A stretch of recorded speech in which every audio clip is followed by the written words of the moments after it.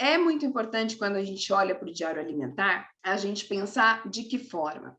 Colocar ali com o paciente uma rotina que traga essa saúde geral e você vai falar, como dentista, dessa saúde bucal.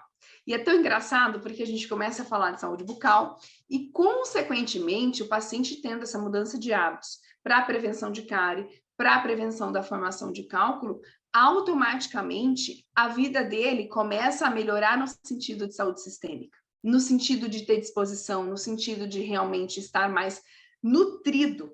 A gente vai estimular o paciente associado a uma boa alimentação, levar uma vida mais saudável com atividade física, com sono.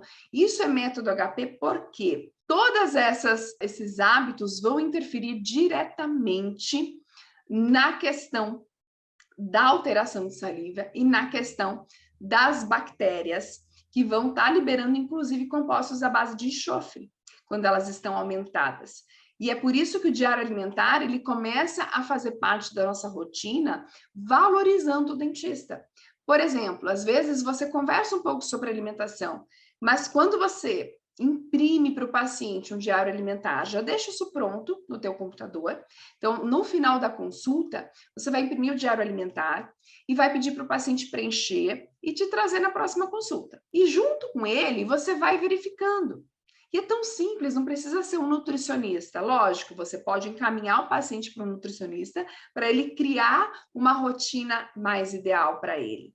Mas ali você já consegue ver se o paciente consome muito fast food, se ele consome alimentos industrializados, ou se não, se ele dá preferência realmente para preparos, né, feitos em casa. Como que é essa rotina? O paciente come na rua, come em casa, ele tem horário para se alimentar ou não, ele às vezes pula alguma refeição.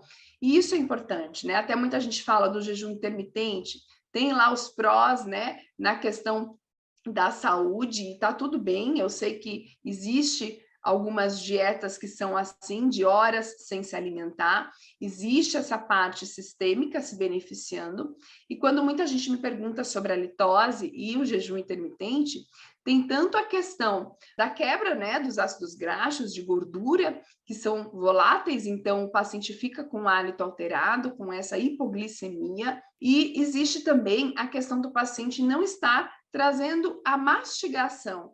O próprio fato de comer, de mastigar, leva ao estímulo dessas glândulas salivares. Então, se o paciente passa tantas horas sem esse estímulo mastigatório, consequentemente, a saliva ela vai ter uma alteração na produção, no volume que tem ali na cavidade oral. O paciente ele acaba tendo uma menor proteção local, microbiana, né? As bactérias elas acabam tendo um ambiente bucal menos oxigenado. O fato da gente produzir mesmo a saliva, a gente vai deglutir mais saliva. A gente vai ter as imunoglobulinas, vai ter toda a composição salivar trazendo essa proteção local, essa imunidade. Ao passo que quando o paciente não tem uma mastigação eficiente, tanto pela deficiência de dentes, né, de mastigação, de oclusão, que é algo que a gente vai olhar e vai salientar para o paciente também. Mas também pensando numa alimentação que não é fibrosa, numa alimentação muito pastosa, e isso é muito comum. Às vezes o paciente opta por um alimento que é mais fácil, é mais prático, está pronto, está embalado, né, compra pronto, e aí é algo que realmente na hora que vai consumir, tem tanto déficit na questão de mastigar, como na nutrição desse alimento escolhido. Então, levem o diário alimentar para a rotina, não apenas das crianças, que sim, na odontopediatria é mais comum, né, se usar o diário alimentar, e se tem facilidade de conversar com os pais usando o diário alimentar, e com os adultos, a gente também consegue ter a visão do que está sendo a rotina desse paciente, se está sendo uma rotina realmente saudável. Uma vez eu conversei com um paciente, né, foi recente até, e ele, na visão dele, a alimentação dele estava boa. Mas quando ele me mandou o diário alimentar, e aí ele tirou uma foto e enviou pelo WhatsApp, eu realmente percebi que ele consumia muitos embutidos, que ele tinha alguns consumos de bebida alcoólica durante a semana, e a gente conversou sobre isso na consulta, levantamos o quanto de prejuízo ele estava tendo na saúde bucal e sistêmica dele, em cima daquelas questões da rotina alimentar dele e o paciente cria uma consciência muito mais fácil, porque ele escreveu, ele está tendo a consciência do que ele está escolhendo para alimentação e, consequentemente, isso vai refletir. Às vezes a gente encontra um paciente com muitas cáries ou com queixa realmente, né, de uma hipersensibilidade ou de uma halitose, e você pode encontrar nesse diário alimentar a resposta para tudo isso que às vezes o dentista fica tratando a consequência, a sequela, sem olhar para a causa. E tudo que a gente trata é multifatorial. Então, não adianta, né? Eu falo aqui muito sobre saliva. A saliva é um dos fatores importantes de proteção. Então, quando a gente não tem a saliva, tem um fator de predisposição no paciente com hipossalivação. E a gente vai olhar para a questão dos hábitos, não somente de higiene, mas quais são as escolhas desse paciente. E a gente tem que colocar responsabilidade para o paciente. Muito dentista se sente responsável por uma reincidência de cárie, né? Lógico, a gente vai fazer o nosso trabalho da melhor forma possível, mas muitas vezes, se você, dentista, não olhou para o que está causando esse alto índice de cárie, essa inflamação gengival recorrente, talvez está faltando não só a questão de orientação de higiene, mas também olhar para os hábitos desse paciente. E cabe a nós evidenciarmos isso, porque às vezes você acha que está claro para o paciente, mas não está. As pessoas, elas precisam ouvir de um profissional que aquilo não está ideal. Por que que aquilo não está ideal? O que isso gera de consequência para o paciente? Então, você vai falar da saúde bucal e lembrando para o paciente que ele vai ter como benefício a saúde geral dele a longo prazo. Talvez hoje ele não está tendo reflexo disso, né? Ele não tem uma obesidade, ele não tem uma hipertensão, uma diabetes. Mas se ele continuar fazendo as escolhas erradas, lá na frente ele vai colher essas doenças crônicas, que muitas vezes acabam sendo dependentes de medicações. E eu vou contar uma coisa para vocês.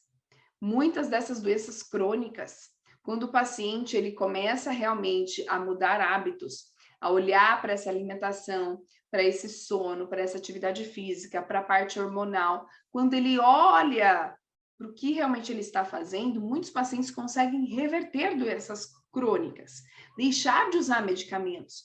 Carol, mas isso é incrível, lógico que é incrível, porque automaticamente tudo melhora. Na cavidade oral, um paciente que deixa de tomar tantos medicamentos, né, diários, ele vai ter uma salivação melhor, um fluxo em qualidade, ele vai ter uma predisposição a bactérias comensais, bactérias que não causam doença, um equilíbrio, né, dessa microbiota. Então, isso é muito importante. Como será que o nosso paciente lida com essa rotina alimentar, com o hábito de higiene? A gente não pode desassociar isso, tem que andar junto. E isso é responsabilidade do dentista. Se você falar sobre isso, talvez o paciente nunca foi alertado sobre isso. E você tem lá um nutricionista do teu prédio, no teu bairro, ou uma amiga, um amigo nutricionista, que vocês fazem uma parceria. Poxa, eu tenho observado pelo diário alimentar dos meus pacientes uma alteração em relação a essa dieta. Os pacientes, né, apresentam inflamações gengivais, apresentam constipação intestinal. Está tudo interligado, está tudo relacionado. A falta de saliva são hábitos. E a gente sabe que não é um único fator que vai interferir nessa falta de proteção local. Por isso, a gente tem que ter essa visão ampla. Por isso, se você não tem um roteiro de consulta, desde uma anamnese estruturada, uma avaliação clínica, um exame de saliva que vai contextualizar para o teu paciente o que você está vendo de forma diferente. Poxa, doutora, mas nunca ninguém me falou isso, eu nem sabia que dava para avaliar a saliva e que minha saliva estava alterada dessa forma. Pois é, justamente o fato do paciente não saber e quando você traz isso para ele com clareza, torna esse paciente muito mais motivado, porque agora está fazendo sentido. Ele não está ouvindo mais de você o que ele ouve de qualquer dentista ou o que ele conseguiria ver na internet. Ele está ouvindo algo diferente e que é sobre ele, porque quando você escuta ativamente o teu paciente, você personaliza as tuas orientações. E é quando o paciente se sente muito mais acolhido, porque você está realmente trazendo orientações personalizadas. O paciente sente que ele precisa estar com você, no teu consultório, controlando essa questão de saúde com você. Então, isso só começa a mudar quando você faz as escolhas sobre como é a tua consulta. Aliás, como tem sido a tua consulta? Para e pensa. Você demora 15 minutos para fazer uma avaliação inicial? O paciente vai a primeira vez no teu consultório. Será que você faz um encaixe na tua agenda e faz uma consulta rápida, simplesmente na esperança de ter mais um tratamento fechado ainda essa semana? Entende? Quando você começar a entender que esse primeiro contato com o teu paciente é o mais importante, é o que faz ele querer voltar, é o que faz ele já iniciar o pagamento de um tratamento grande que você tenha passado para ele, você começa a realmente não só dar aquela atenção pelo fato de ter um encantamento, ter essa atenção especial, mas porque você vai começar a descobrir coisas do teu paciente que você não sabia e que talvez nem ele sabia sobre ele mesmo.